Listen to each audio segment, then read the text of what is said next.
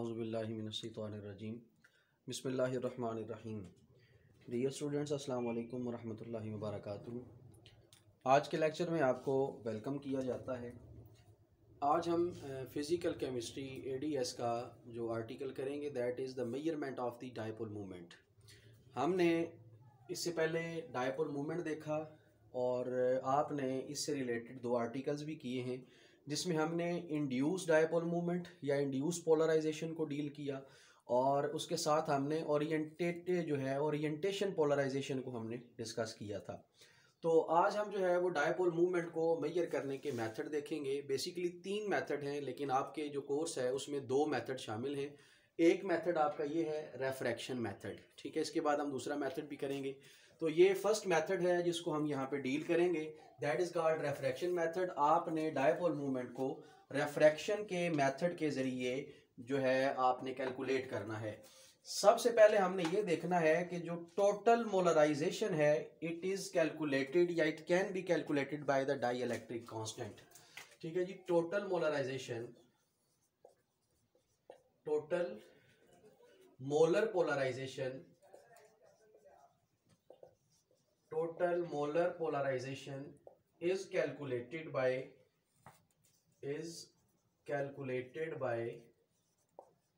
measuring dielectric constant, is by measuring dielectric constant।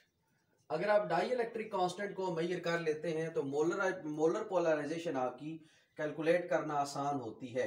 तो ये जो डाइइलेक्ट्रिक कांस्टेंट है ये किसका होगा? वेपर्स का होगा at certain temperature, of vapours at certain temperature, of vapours at certain temperature, ठीक हो गया। तो ये हम इस मेथड से जो है वो कैलकुलेट करेंगे। किस तरह करेंगे देखते हैं कि हमें एक फार्मूला हमने पढ़ा हुआ है that is called RM molar polarisation which is equal to n square minus 1 divided by n square plus 2 multiplied by m by d, that is over equation number 1। अब इसमें क्या था? RM था molar refraction, RM is equal to molar refraction, ठीक है। ये पहले भी हम फार्मूला कर चुके हैं। n बेसिकली क्या है? n यहां पे है रेफ्रैक्टिव इंडेक्स, रेफ्रैक्टिव इंडेक्स इसको कहा जाता है।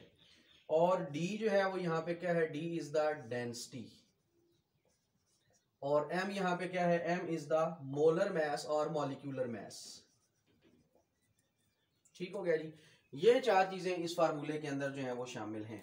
अगर हम यहाँ पे मैक्सवेल की कंट्रीब्यूशन देखें तो मैक्सवेल की जो इलेक्ट्रोमैग्नेटिक थ्योरी है उसने ये कहा था कि रेफ्रैक्टिव इंडेक्स और डाइइलेक्ट्रिक कांस्टेंट आपस में बराबर हैं। तो अकॉर्डिंग टू द मैक्सवेल, अगर हम मैक्सवेल की बात करें, अकॉर्डिंग टू मैक्सवेल्स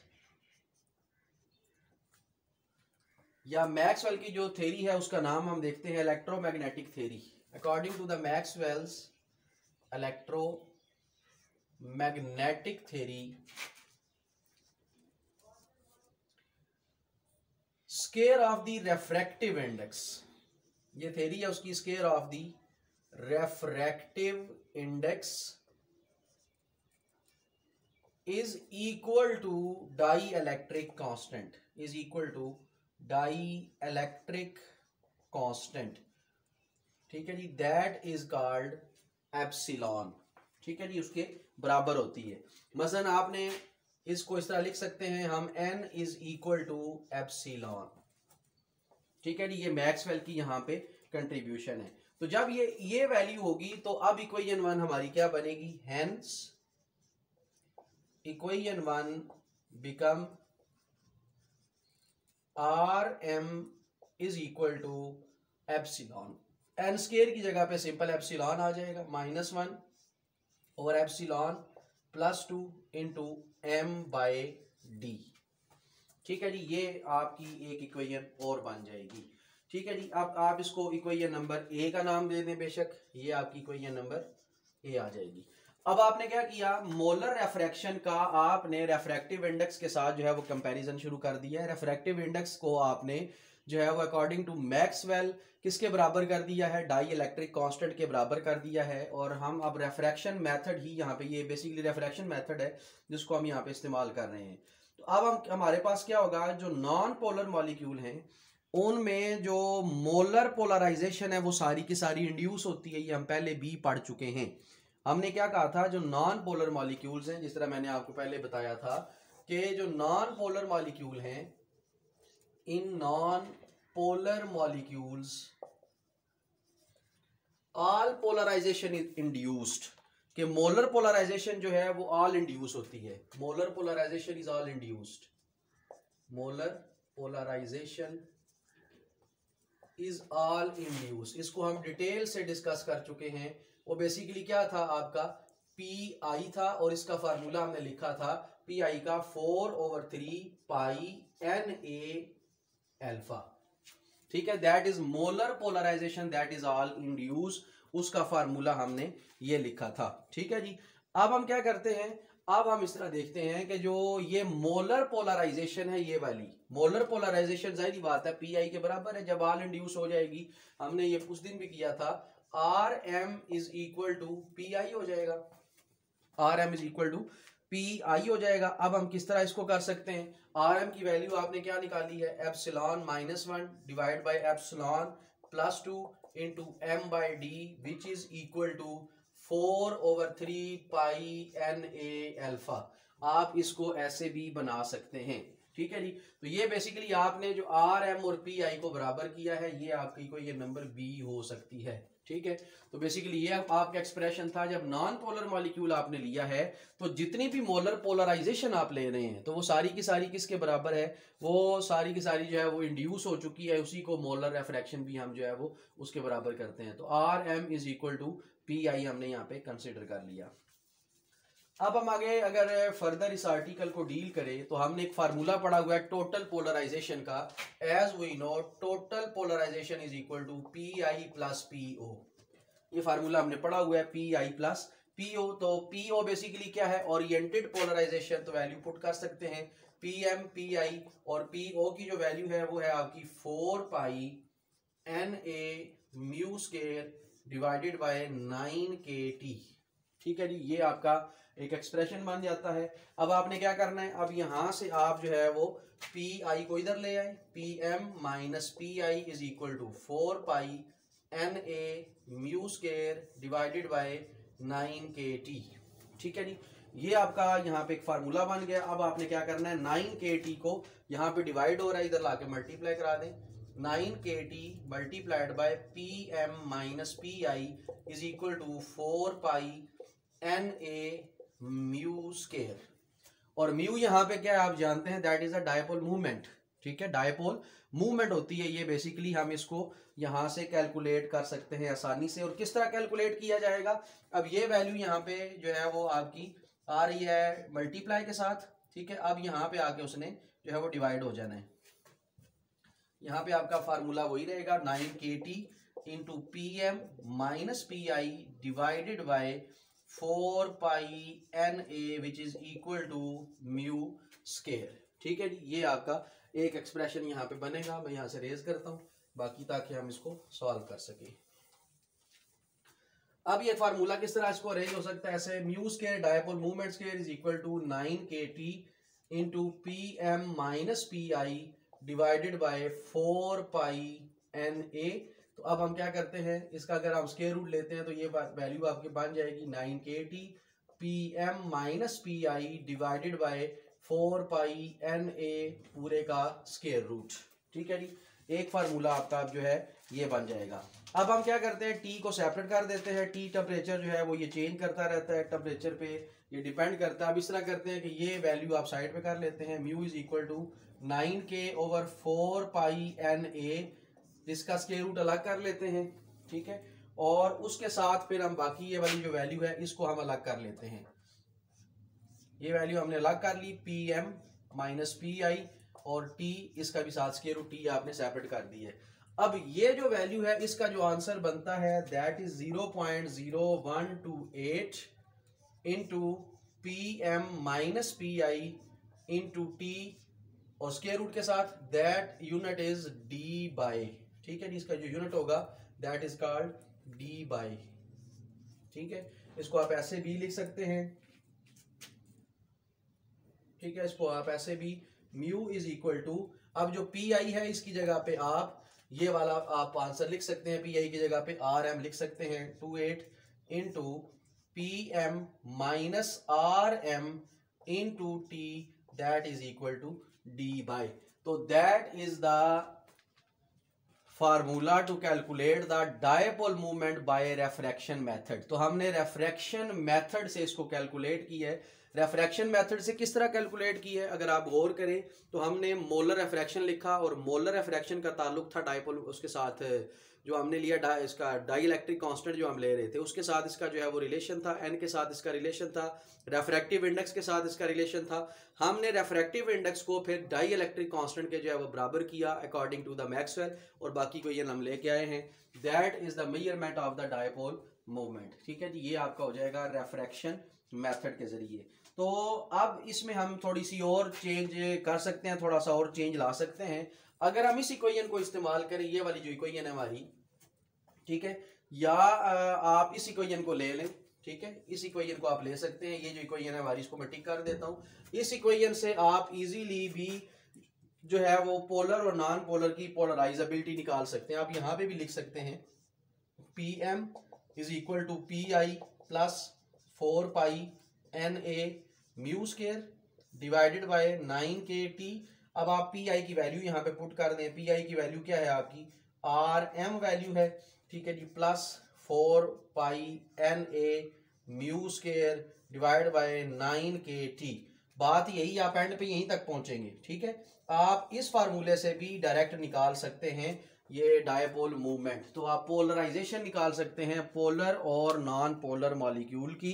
तो पोलराइजेबिलिटी कैलकुलेट करने के लिए हम इस फार्मूले को जो है वो इस्तेमाल कर सकते हैं। तो यहाँ तक आपका ये हो जाएगा, और ये इसके अंदर चेंज है, आप कर सकते हैं नीचे कि हम इस फार्मूले के साथ पोलराइजेबिलिटी निकाल सकते हैं पोलर और नॉन पोलर मॉलिक्यूल की, ठीक है जी। अब हम जो है वो नेक्स्ट आर्टिकल डील करते हैं, that is the lecture number 20 vapour temperature method. ये दूसरा मेथड है जिसको हम यहाँ पे अब डील करेंगे। ये आपका अब लेक्चर नंबर 20 है, measurement of the dipole movement. हम करेंगे वेपर टेम्परेचर मेथड के जरिए। That is another method to calculate to measure the dipole movement. Vapour temperature method ये है कि अगर हम वेपर्स की बात करें तो वेपर्स में जो मॉलिक्यूल्स होते हैं वो दूर दूर होंगे, एक दूसरे के करीब करीब नहीं होंगे, और उनके अंदर जो इंड्यूस इलेक्ट्रिक फील्ड है वो थोड़ा सा मुश्किल होगा कि हम उनके अंदर इलेक्ट्रिक फील्ड को इंड्यूस नहीं कर सकते क्योंकि वो मॉलिक्यूल आपके दूर दूर हैं। इसी वजह से उनकी डेंसिटी अगर हम देखें और मॉलिक्यूलर मास उनका देखें तो कांस्टेंट माना जाएगा, चेंज नहीं होगा। और जो टेम्परेचर है वेपर्स का वो तब्दील होता रहता है, जिसकी वजह से मोलर पोलराइजेशन को आप पहले मेजर करेंगे, फिर उसके मुताबिक हम डिसाइड करेंगे ग्राफ बना के कि किस तरह वो हो सकता है। तो सबसे पहले हम ये देखेंगे कि अगर हम वेपर फेज की बात करते हैं, in vapours molecules are far apart, ठीक है। In vapours molecules are far apart, molecules क्या होंगे, दूर दूर होते हैं। उसके बाद क्या है जी, they do not induce electric field in the adjacent molecule, they do not induce electric field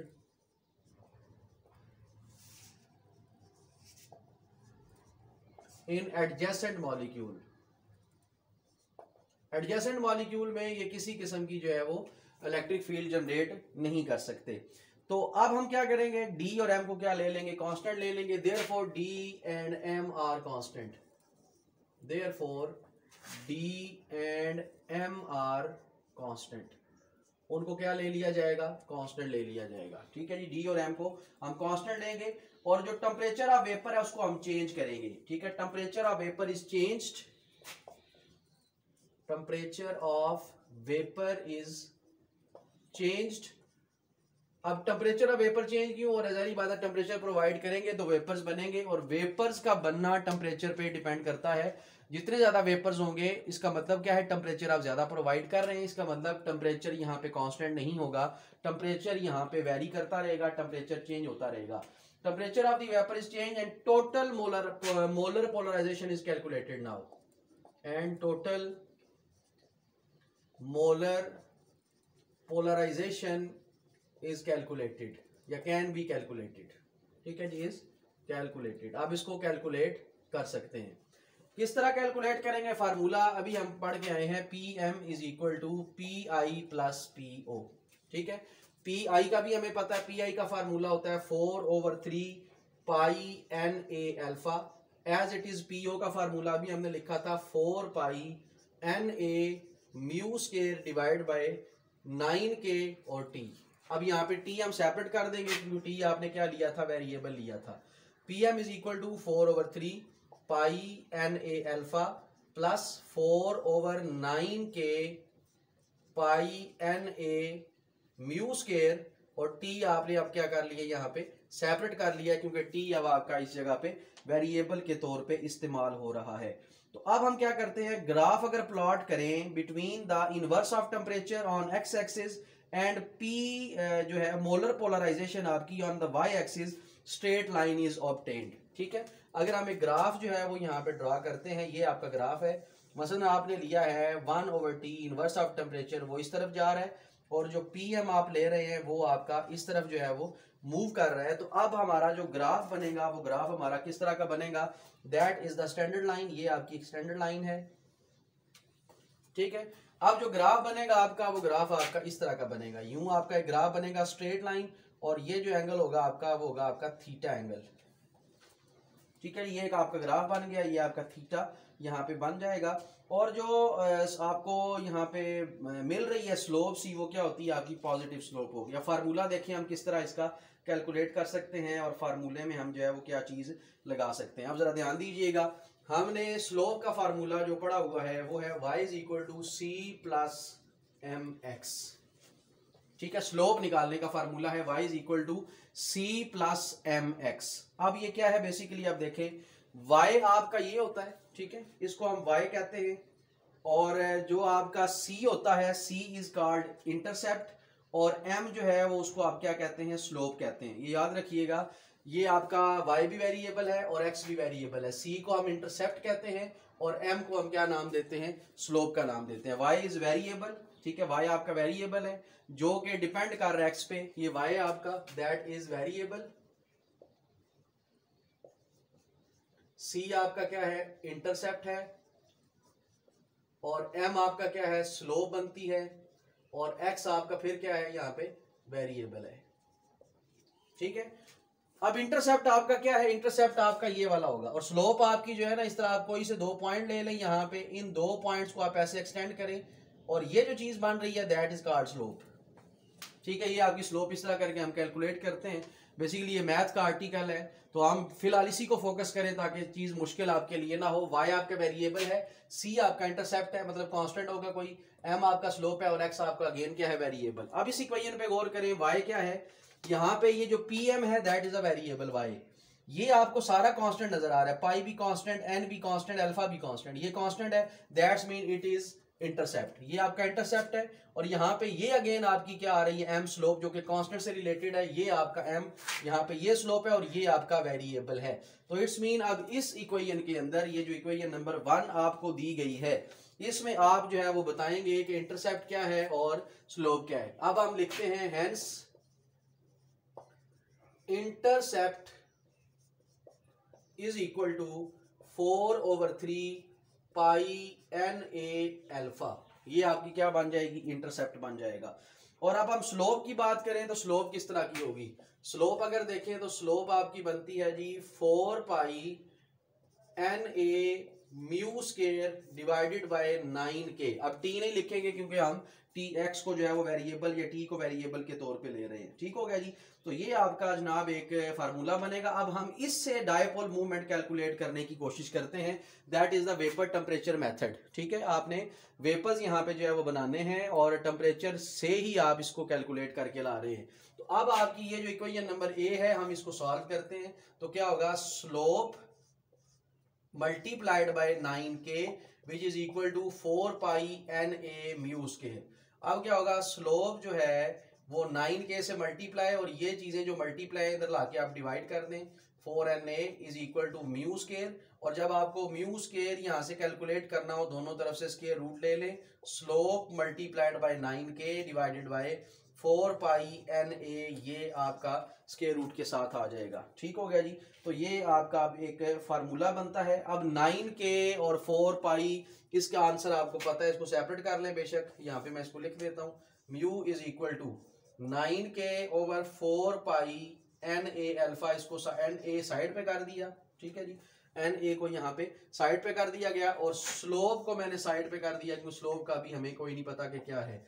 तो ये जो इसका आंसर है वो है 0.0128, ठीक है जी। इसका स्क्वायर रूट भी अगर हम सॉल्व कर लेते हैं तो यही बनता है आपका 0.0128 multiplied by slope as it is, और इसका जो यूनिट आएगा d बाय that is the measurement of the dipole method by vapour temperature method. तो आप इस मेथड के जरिए भी इसको जो है वो कैलकुलेट कर सकते हैं। तो ये आपका हो जाएगा लेक्चर नंबर 20, जिसमें हमने मेजरमेंट ऑफ डायपोल देखी। अब हम आते हैं इसकी एप्लीकेशंस की तरफ, कि डायपोल मूवमेंट की एप्लीकेशंस क्या हैं, और डायपोल मूवमेंट जो है वो किस तरह हम अप्लाई करके मुख्तलिफ चीज़ों को कैलकुलेट कर सकते हैं। ठीक है जी। ये आपका जो है वो आपके इस चैप्टर का सेकंड लास्ट जो है वो आर्टिकल है। इसके बाद हमारा जो है लास्ट आर्टिकल रह जाएगा मैग्नेटिक ससेप्टिबिलिटी, और उसकी मेजरमेंट हमने करनी है गॉस बैलेंस के साथ। तो ये हमारा जो है वो लास्ट आर्टिकल होगा। अभी हमारा सेकंड लास्ट आर्टिकल शुरू होने वाला है, that is importance application of the dipole movement. Importance या application of the dipole movement ये होती क्या है? अगर हम देखें डायपोल मूवमेंट को, तो ये कॉन्स्टिट्यूटिव प्रॉपर्टी है। हम इसको पहले भी डील कर चुके हैं कि dipole movement is a constitutive property. Dipole movement is constitutive property, ये आपकी कॉन्स्टिट्यूटिव प्रॉपर्टी है। ये आपकी स्ट्रक्चर वगैरह से रिलेटेड होती है, शेप वगैरह से रिलेटेड होती है, तो इसको हम कॉन्स्टिट्यूटिव प्रॉपर्टी का नाम देते हैं। तो डायपोल मूवमेंट से हम 5 तरह की चीज़ों को डील कर सकते हैं, 5 तरह की चीज़ें हम उससे निकाल सकते हैं। मसलन हम इससे देख सकते हैं कि बॉन्ड जो है वो कितने परसेंट कोवलेंट है, कितने परसेंट जो है वो आयनिक है। बेसिकली हम नाम रख लेते हैं extent of ionisation of the bond. You can calculate the extent of ionization of the bond, extent of ionization of bond। किसी भी बॉन्ड की आप जो है वो आयोनाइजेशन वगैरह चेक कर सकते हैं, पोलर है या नॉन पोलर है। डायपोल मूवमेंट हमें इसमें मदद देता है। दूसरा आप इसमें क्या कर सकते हैं, दूसरा आप इसमें शेप ऑफ मॉलिक्यूल को डील कर सकते हैं, और शेप ऑफ मॉलिक्यूल को कैलकुलेट इसमें से किया जा सकता है। तीसरा हम ये देखते हैं कि पोलैरिटी किस लेवल की है। एक्सटेंट ऑफ पोलैरिटी हम देख सकते हैं, एक्सटेंट ऑफ पोलैरिटी, ठीक है, कितने जो है वो परसेंट ये जो है वो पोलैरिटी इसके अंदर जो है वो प्रेजेंट है। और हम देखते हैं कि किसकी जो है पोलैरिटी ज़्यादा है, और डायपोल मूवमेंट जो है वो कौन ज़्यादा क्रिएट करेगा। उसके बाद हम जो है वो सिस ट्रांस आइसोमरिज्म के हवाले से भी इसको डील कर सकते हैं। सिस ट्रांस आइसोमर्स, इनके अकॉर्डिंग भी हम इसको लेके चल सकते हैं। और 5वां पॉइंट हमारा बन सकता है कि आप इसको देख सकते हैं कि अगर वो मॉलिक्यूल प्लेनर है तो तब क्या कंडीशन है, और अगर प्लेनर नहीं है तो हम उसको किस तरह जो है वो डील कर सकते हैं। तो ये हमारा बेसिकली प्लेनरिटी वगैरह से जो है वो ताल्लुक रखता है। ये 5 चीजें हम इसकी डील करते हैं। Extent of the ionisation bond, shape of the molecule, extent of the polarity, cis trans isomers, और हमारा क्या आएगा जी प्लेनरिटी। इनको चेक करते हैं। तो सबसे पहला है extent of the ionisation of the bond. तो बेसिकली हम डायपोल मूवमेंट से आयनिक और नॉन आयनिक करैक्टर निकाल सकते हैं। पहले के लिए हम ये लिख सकते हैं कि जब हम आयनिक और नॉन आयनिक करैक्टर निकाल सकते हैं तो फार्मूला आपका ये होगा परसेंटेज आयनिक करैक्टर। ये फर्स्ट ईयर में आपको फार्मूला जो है वो कराया भी गया था, अगर आपको याद हो। तो ये बेसिकली क्या है, डायपोल मूवमेंट जो ऑब्जर्व की गई है, और डायपोल मूवमेंट वो जो आप कैलकुलेट करेंगे, calculated multiplied by 100, that is the formula of extent of ionisation. और ये डायपोल मूवमेंट जो कैलकुलेटेड है ये कैसे निकलती है? ये डायपोल मूवमेंट जो है वो Q और R दिया हुआ होता है, आपको चार्ज दिया होता है, डिस्टेंस दिया होता है, उनको मल्टीप्लाई करवा के आप कैलकुलेटेड निकालते हैं। ये आपका न्यूमेरिकल भी है, आपने खुद से इस न्यूमेरिकल को जो है वो सॉल्व करना है। ठीक है जी, इस न्यूमेरिकल को अब आपके जिम्मे छोड़ा, आपने इस न्यूमेरिकल को सॉल्व करना है। अगर नहीं समझ आता तो फिर आपने पूछ लेना है उसको। उसके बाद दूसरा यहाँ पे shape of the molecule. Basically जो लीनियर मॉलिक्यूल है, मसलन हमारा CO2 है जिस तरह, ठीक है, हम देखते हैं कि शेप का क्या इफेक्ट होता है। जो लीनियर मॉलिक्यूल हैं बेसिकली हम ले लेते हैं कार्बन डाइऑक्साइड, फॉर एग्जांपल ये आपका कार्बन डाइऑक्साइड है, that is the linear molecule. ये लीनियर मॉलिक्यूल है, इसकी डायपोल मूवमेंट जो है वो जीरो है, ठीक है, इसकी डायपोल मूवमेंट आपकी जीरो होगी। मतलब अगर डायपोल मूवमेंट जीरो है तो एक पॉसिबिलिटी ये है कि वो लीनियर मॉलिक्यूल आपका हो सकता है। तो हम ये इसमें देख लेते हैं कि डायपोल अगर मूवमेंट जीरो है तो जो बॉन्ड मूवमेंट है वो एक दूसरे से कैंसिल हो जाएगी। आपको बताया था ये पॉजिटिव होता है, ये नेगेटिव, ये भी नेगेटिव। डायपोल मूवमेंट पॉजिटिव से नेगेटिव की तरफ, पॉजिटिव से नेगेटिव की तरफ। जो बॉन्ड इनकी है स्ट्रेंथ, या जो ले लें जो बॉन्ड मूवमेंट है वो कैंसिल कर रही है, डायपोल मूवमेंट इसकी जीरो है। अगर हम मॉलिक्यूल लेते हैं वाटर लाइक का, तो अगर वाटर वाला जो मॉलिक्यूल है इसका जो स्ट्रक्चर हम देखते हैं, मॉलिक्यूलर ज्योमेट्री देखते हैं, that is a bent structure, angular structure. तो इसकी डायपोल मूवमेंट है 1.85 डी बाय इसकी जो है वो डायपोल मूवमेंट है। इसका मतलब ये हुआ कि अगर शेप देखें तो शेप के मुताबिक डायपोल मूवमेंट है, और डायपोल मूवमेंट ही बताती है डिफरेंट शेप्स के अकॉर्डिंग। तो ये इसकी हम शेप्स के अंदर एप्लीकेशन देखते हैं। ये सिंपल सा एक आर्टिकल है जिसको हम यहाँ पे डील कर रहे हैं। उसके बाद तीसरा है एक्सटेंट ऑफ द पोलैरिटी। जितनी इलेक्ट्रोनेगेटिविटी ज्यादा होगी उतना पोलैरिटी ज्यादा होगी, उतनी डायपोल मूवमेंट ज्यादा होगी। तो तीसरे में हमने क्या देखना है कि एक्सटेंट ऑफ द पोलैरिटी क्या है। इलेक्ट्रोनेगेटिविटी अगर ज्यादा है, electronegativity is directly related to polarity, और polarity is directly related to the dipole, यूं कह रहे हैं, ठीक है जी। इलेक्ट्रोनेगेटिविटी ज्यादा, पोलैरिटी ज्यादा, तो डायपोल मूवमेंट भी उसकी क्या होगी, ज्यादा। हम कुछ एग्जांपल्स देख लेते हैं। मसलन हम देखते हैं जी HF, इसकी जो इलेक्ट्रोनेगेटिविटी है EN वैल्यू वो है आपकी, H की होती है 2.1, ठीक है, H की मैं लिख लेता हूँ 2.1 है, और फ्लोरीन की आपकी 4 होती है। तो अगर हम इसको कैलकुलेट करें 4 - 2.1 दैट इज इक्वल टू 1.9, ठीक है। ये आपने हाइड्रोजन की याद रखनी है, 2.1 ही इसकी रहती है। तो इसकी जो डायपोल मूवमेंट है वो कितनी आती है, डायपोल मूवमेंट है 1.99 डी, ठीक है, ये इसकी HF की डायपोल मूवमेंट है। इसी तरह इलेक्ट्रोनेगेटिविटी अगर देखें HCl की 2.1 और HCl की होती है 3, ठीक है, HCl की 3 ली जाती है, कितनी आती है अब 3 - 2.1 विच इज इक्वल टू 0.9।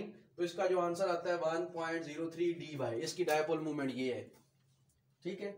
तीसरा HBr अगर हम लेते हैं, HBr में क्या होगा, H की आपकी क्या है 2.1 है, और Br की कितनी है, Br की होती है 2.8 minus 2.1 which is equal to 0.7। तो ये 0.78 डी बाई आ जाता है, ठीक है। इलेक्ट्रोनेगेटिविटी डिफरेंस जूं जूं कम होता जा रहा है, देखें डायपोल मूवमेंट डिक्रीज करती जा रही है। इसी तरह HI ले लें, HI में हाइड्रोजन की 2.1 है और I की है आपकी 2.5। तो 2.5 minus 2.1 which is equal to 0.4, तो ये कितनी हो गया 0.38। इलेक्ट्रोनेगेटिविटी डिफरेंस ज्यादा था तो डायपोल मूवमेंट ज्यादा थी। इलेक्ट्रोनेगेटिविटी डिफरेंस कम होता जा रहा है, डायपोल मूवमेंट भी आहिस्ता आहिस्ता डिक्रीज करती जा रही है। तो इसका मतलब ये हुआ कि इलेक्ट्रोनेगेटिविटी के बढ़ने से पोलैरिटी बढ़ती है, पोलैरिटी के बढ़ने से डायपोल मूवमेंट बढ़ती है, और अगर इलेक्ट्रोनेगेटिविटी कम हो रही है तो पोलैरिटी भी कम होगी, पोलैरिटी कम हो रही है तो डायपोल मूवमेंट भी इसकी कम होती है। तो ये आपका जो है वो तीसरा पॉइंट आ जाएगा। अब हम आते हैं पॉइंट नंबर 4 की तरफ। पॉइंट नंबर 4 ये है कि सिस ट्रांस जो आइसोमर्स हैं उनका आप क्राइटेरिया डिसाइड कर सकते हैं। डायपोल मूवमेंट अगर है तो वो सिस होगा या ट्रांस होगा, तो ये चीज हम डिसाइड करते हैं। अगर हम सिस ट्रांस आइसोमर्स को आइडेंटिफाई करना चाहें तो ये देखेंगे कि जो आपका सिस आइसोमर है उसकी जो डायपोल मूवमेंट है वो हाई होगी as compare to the symmetrical trans isomer. तो जो आपका सिस आइसोमर आता है उसकी जो डायपोल मूवमेंट है वो ज्यादा होती है। मतलब अब ये देखें, ये आपका आता है Cl डबल बॉन्ड Cl इसके साथ इधर, और यहाँ पे आप HH ले लें, ठीक है जी। ये आपका विनाइल क्लोराइड है, इसकी डायपोल मूवमेंट कितनी है 1.89 डी बाई। और अगर आप लेते हैं ट्रांस आइसोमर, इधर Cl ले लेते हैं और इधर Cl ले लेते हैं, H ले लेते हैं, इसकी डायपोल मूवमेंट क्या है अब आपकी 0, ठीक है जी, इसकी डायपोल मूवमेंट 0 होगी। तो ये आपका इस तरह भी डिसाइड होता है कि dipole movement is helpful to identify cis and trans isomer. Dipole movement of the cis isomer is higher than the symmetrical trans isomer. जो सिमेट्रिकल है, सिमेट्रिकल का मतलब डबल बॉन्ड के दोनों तरफ कार्बन बराबर हैं, ठीक है, या जो फंक्शनल ग्रुप है उसके दोनों तरफ जो है वो चीजें बराबर हैं, उसको कहते हैं सिमेट्रिकल। लेकिन ये पोजीशन कौन सी है, ट्रांसपोजिशन है, सिमेट्रिकल ट्रांसपोजिशन, इसमें जो म्यू है वो क्या होता है, 0 माना जाता है। उसके बाद इसका जो लास्ट पॉइंट है दैट इज कॉल्ड प्लेनैरिटी। अब हम प्लेनैरिटी को डील करते हैं। प्लेनैरिटी क्या चीज है, तो जो डायपोल मूवमेंट है बेसिकली हम देखते हैं आर्थो की, ठीक है, और पैरा की चेक करते हैं, ठीक है, आर्थो और पैरा की चेक करते हैं कितनी होती है। जो आपके पैरा पोजीशन पे लगे हुए होते हैं उनकी डायपोल मूवमेंट 0 होती है, वो प्लेन में नहीं होते, ठीक है, और जिनकी जो आपके आर्थो पोजीशन पे लगे हुए होते हैं वो आपके किस में होंगे, प्लेन में होते हैं। इसको चेक कर लेते हैं ये आर्थो पैरा का यहाँ पे क्या सीन है। प्लेनैरिटी वगैरह भी इसमें जो है वो मैटर करती है। ये आपका आखिरी पॉइंट है इसका, इसको हम यहाँ पे डील करते हैं। तो बेसिकली आपने ये देखा मॉलिक्यूल, ठीक है, ये डाइक्लोरो आपका है, डाइक्लोरोबेंजीन, तो Cl इधर Cl, ये आपकी आर्थो पोजीशन है, ये मेटा है और ये पैरा पोजीशन है, ठीक है, आर्थो मेटा और पैरा पोजीशंस। तो अब हम देखते हैं कि जो पैरा पोजीशन है, पैरा पोजीशन वाले की क्या है, दोनों क्लोरीन आमने सामने आ गई हैं, तो इनकी डायपोल मूवमेंट यहाँ पे क्या होगी, 0 होगी। तो इसका मतलब आर्थो जो डाइक्लोरोबेंजीन है उसकी जो आपकी आती है डायपोल मूवमेंट वो कुछ ना कुछ होगी, लेकिन पैरा की डायपोल मूवमेंट यहाँ पे क्या आ रही है, 0। पैरा क्लोरो या पैरा डाइक्लोरोबेंजीन की डाइपोल मूवमेंट 0 होती है। पैरा डाइक्लोरोबेंजीन की डाइपोल मूवमेंट क्या है, 0। अब हम ले लेते हैं आर्थो, ठीक है जी, आर्थो पोजीशन पे आप क्या लगा हुआ है जी, ये आपकी आर्थो पोजीशन है, ये आपका मेन फंक्शनल ग्रुप है, ये आर्थो पोजीशन है। अब ये आपकी क्या है, डायपोल मूवमेंट इसकी बनती है 2.54 डी बाई, इसका मतलब जो आर्थो आपका होगा, आर्थो डाइक्लोरोबेंजीन, उसकी डायपोल मूवमेंट होगी। तो ये बेसिकली हम यहाँ से भी डिसाइड कर सकते हैं कि ये आपका जो है वो आर्थो है, मेटा है, पैरा है। अगर आर्थो होंगे तो डायपोल मूवमेंट नहीं होगी, सॉरी आर्थो होंगे तो डायपोल मूवमेंट होगी, पैरा होंगे तो डायपोल मूवमेंट उनकी यहाँ पे डिसाइड नहीं होती, डायपोल मूवमेंट उनकी 0 होती है, क्योंकि बेसिकली ये जो है वो एक प्लेन में डायरेक्ट नहीं है। तो ये एक ही प्लेन में डायरेक्टेड है, वैसे इनकी क्या होती है, 0 जो है वो मानी जाती है। ठीक हो गया जी। तो ये आपका प्लेनैरिटी से रिलेटेड जो है वो आर्टिकल आ जाता है। तो ये आपके आज के 3 लेक्चर्स थे जिनको हमने एक ही लेक्चर के अंदर जो है वो जम कर दिया। डायपोल मूवमेंट की मेजरमेंट है, आपने मेथड देखे हैं, वेपर टेम्परेचर मेथड देखा, उसके अलावा आपने जो मेथड देखा वो बेसिकली आपका रेफ्रैक्टिव मेथड था। ये सारे मेथड आपने देखे, फिर आप एप्लीकेशन की तरफ आए हैं।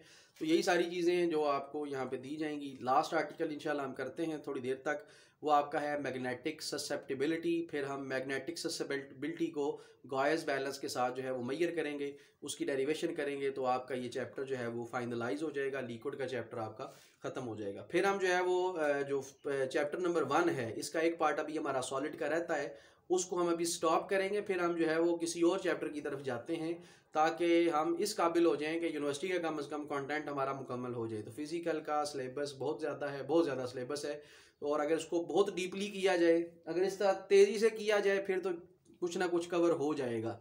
और अगर हम एक एक चीज़ को लेके बैठ के उसकी लस्सी बनाते रहें, फिर बहुत मुश्किल है कि वो आपका क्लियर हो। तो आपको भी थोड़ा सा इस हवाले से कोऑपरेट करना पड़ेगा ताकि हमारा ये सिलेबस कंप्लीट हो जाए।